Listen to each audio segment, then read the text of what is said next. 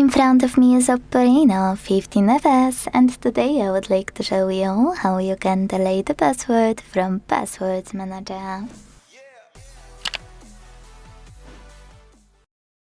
Start by opening Settings and scrolling all the way down to hit System and Update. Then select Input Method. And finally, Autofill for Google. Now it's time to click on Google Password Manager and tap on any password you wanna get rid of. Enter your screen lock, hit the Delete button and confirm your choice in the pop-up.